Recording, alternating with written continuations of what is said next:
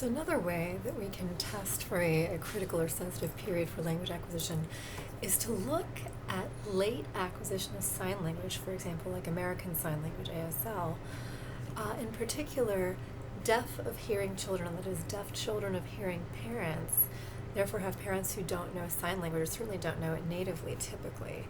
And so children, in these cases, are eventually exposed to sign language when they encounter other deaf children, but really not before. So if we're thinking about this in terms of ethics, this is ethically way better than many of the other cases we were talking about before, because the individuals here, our deaf of hearing children, have, as much as possible, as far as we can tell, a pretty normal welcoming early childhood experience, and the real thing they're missing is the lack of language input, of signed language input.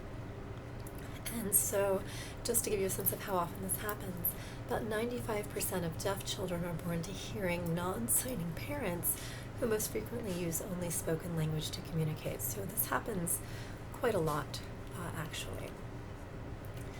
And a study from 2016 by Henner and colleagues sort of noted that hearing parents often expose their deaf children to sign language by enrolling them in schools for the deaf, where both their peers and their teachers know something like American Sign Language, like ASL. So the first exposure to something like ASL for deaf children is less frequently the age of entrance to a school for the deaf, which may be 4, 5, 6 later, right? It's a pretty long time, actually.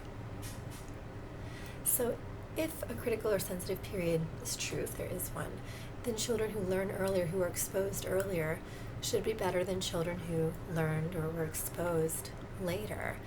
And this is pretty much what we find. So Newport in 1990 found that children who were 4 to 6 years old when first exposed to ASL were far superior in their eventual sign language ability when compared to children who were exposed after the age of 12. Right? 12 is like a really long time, right? But it made a huge difference.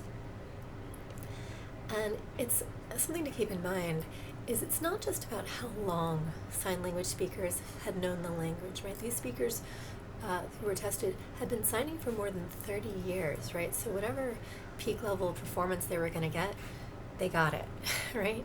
They had been signing to the level of proficiency they were going to attain.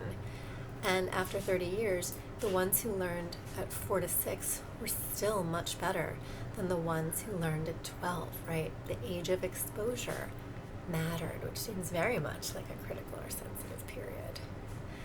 And in general, it seems that the age of ASL acquisition, that first time of exposure, has long-lasting effects on lots of different things in language. So syntactic acquisition, the structures of the language, narrative comprehension, understanding story arcs, which involve understanding the structures that go into them, memory for sentences and how to interpret sentences, as well as just real-time, that is online, processing of the structural or grammatical features of the language.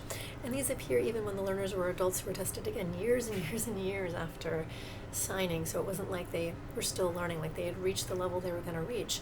And that age of exposure was what separated them.